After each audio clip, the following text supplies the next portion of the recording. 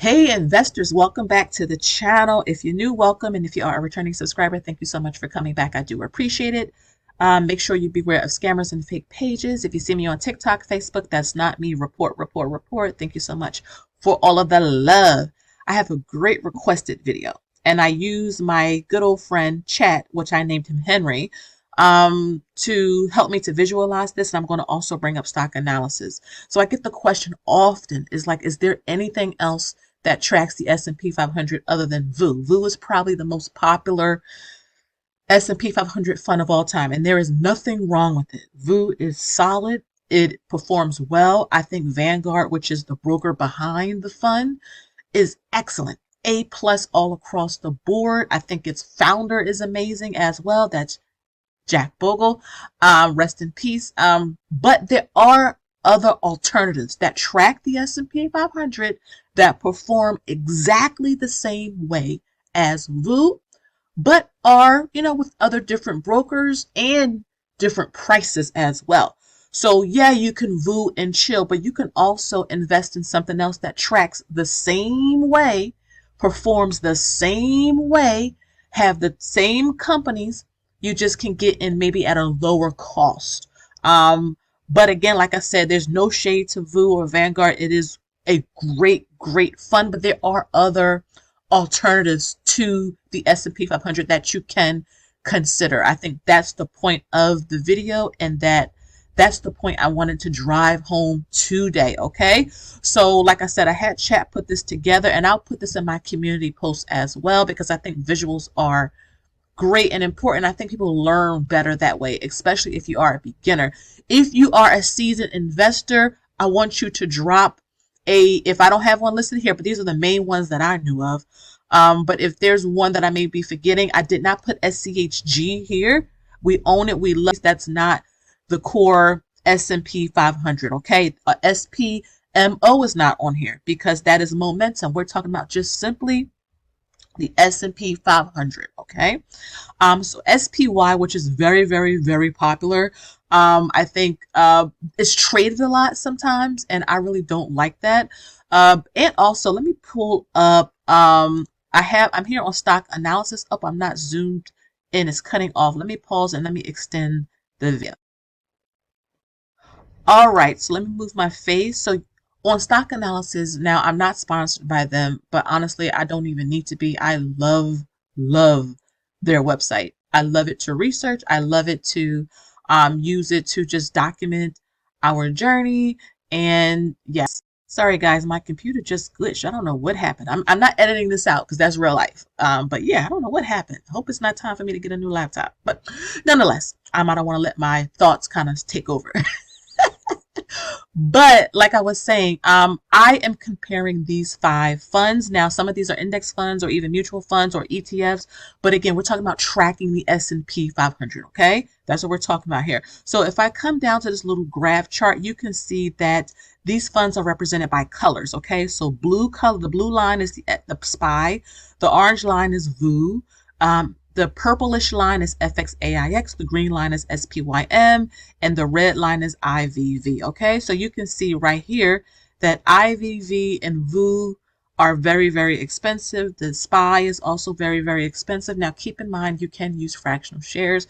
I love fractional shares. I talk about it a lot. But on the other hand, I get it. And I get people that tell me this all the time. Buying fractional shares of a fund that is, look at this, $750, it can take you a while to build up to your first whole share. And sometimes, because I get it, you want to get to your first share. You want to see the momentum a little bit in your portfolio in terms of share sizes, right? But that's why I wanted to make this video, because if you come down here to FXAIX, and of course my screen is still cut off. Let me come down here. You'll see it better here. Okay, you can see the current stock price here. So you can see FXAIX is $260 versus the SPY, which is $747. VOO, which is $686. IVV is $750.32. But look at SPYM. Again, we're just talking about the S&P 500. That's it. Okay? No momentum, no options, nothing crazy. Just simply the S&P 500. $87.90. Now, this was formerly SPLG, which if you've been watching me for a while, I have mentioned SPLG and loved it, but the broker changed the ticker. So now it's SPYM, okay? But yeah, I do think when you see the assets in terms of the valuation, the reason why VOO is so much more like have more assets is because more people have their money invested in VOO. Remember, Vanguard is a very popular broker, so if you have money with them already, you're gonna probably just buy their themed version of an S&P 500 fund, right? Which I think is really, really good. More people have Vanguard accounts. More people have, State Street accounts. More people have Fidelity accounts. But I do think that SPYM, which we do own, by the way, we also own FXAIX, but that's in our long-term Fidelity account.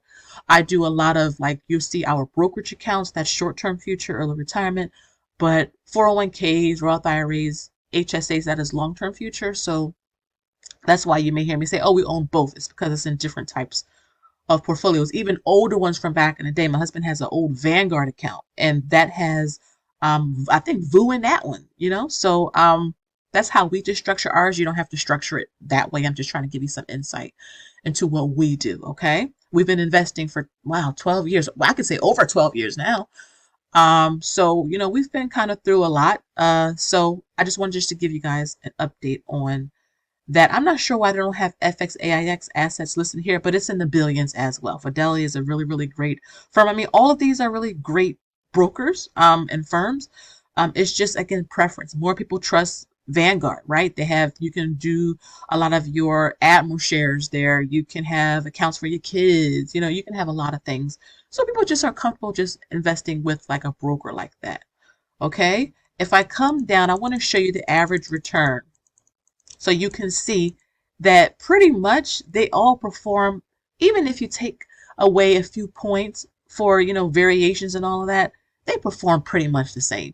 10%, 10%, 10%, 10%, 10% year to date. Okay. Remember that FXAIX is a mutual fund, or is it an index? It's an index fund or a mutual fund. I got to go back and look. I'm having a brain freeze. Someone can correct me below, but I think it's a mutual. No, it's an index fund. No, it's a mutual fund. I'm having a brain freeze. Just let me know. But the rest of these, I believe, are ETFs, meaning you can just buy and sell them anytime during the stock market traded day. If you didn't know, the stock market is officially open from 9:30 a.m. Eastern until 4 p.m. Eastern. There is pre-market, which I think is from 4 a.m. Eastern until 9:30 a.m. Eastern. And then there's after hours, which is from 4 p.m. Eastern until, I think, 8 o'clock p.m. But I'm hearing like 24-hour trading is coming, so I don't know, but currently that's what it is. You can see the past year, again, they perform pretty much the same, past 5 years, past 10 years. So I really wouldn't, just find whichever one you're more comfortable with. In terms of the top holdings here, let me move my face, see if I can move my face up. So you can see that the SPY has Apple number one, but VOO has NVIDIA as number one. FXAIX has NVIDIA as number one, but they just switched it. Look, that's why I said the variations don't make a whole lot of difference, because look what's with number two.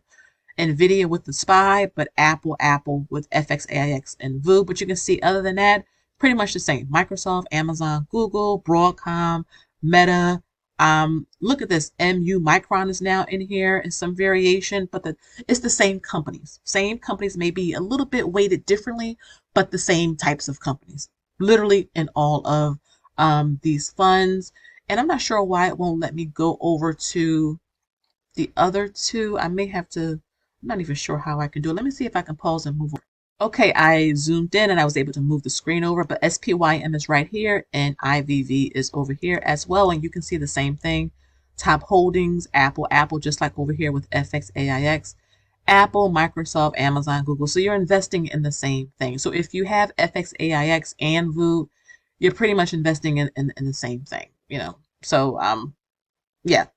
So there are other alternatives and other options out here that you can use. So you don't have to just have VOO. If it costs too much, you can just put your money in SPYM. Again, not financial advice, but I'm showing you there are other options out here. Okay. Yeah, other good options out here. Let me go back to the page that I was at previously. So let me know, like, which one of these do you like the best? If I had to pick, I would probably pick SPYM.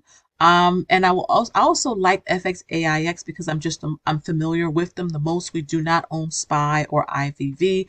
We have VOO and an old Roth IRA at Vanguard. But I like the fact that I can build up my shares a little bit quicker. It just helps with morale when you're investing. Yeah, you can use fractional shares, but goodness, getting a whole share of VOO, if you are a low income investor, or maybe you just have a lot of bills and you don't have a lot of money to invest, if you want like to feel like you got a quick win and you can build up your shares quicker, I like SPYM for that reason. And FXAIX is also another really solid one as well. So let me know down below which one of these do you like the best. Again, thank you guys so much for watching. Thank you to the person who asked me this question. Again, if I'll put the link to stock analysis down below. That's where I was, where you saw me comparing the different ETFs, because you compare a bunch of different ETFs and stocks, and you can see if you're overlapped in anything. You can see if there's any other alternatives out there. I really do enjoy using that website for like research and everything. And every investor should be researching. Okay. Again, guys, thank you so much. And until next time, I'll see y'all in the next one. Bye bye.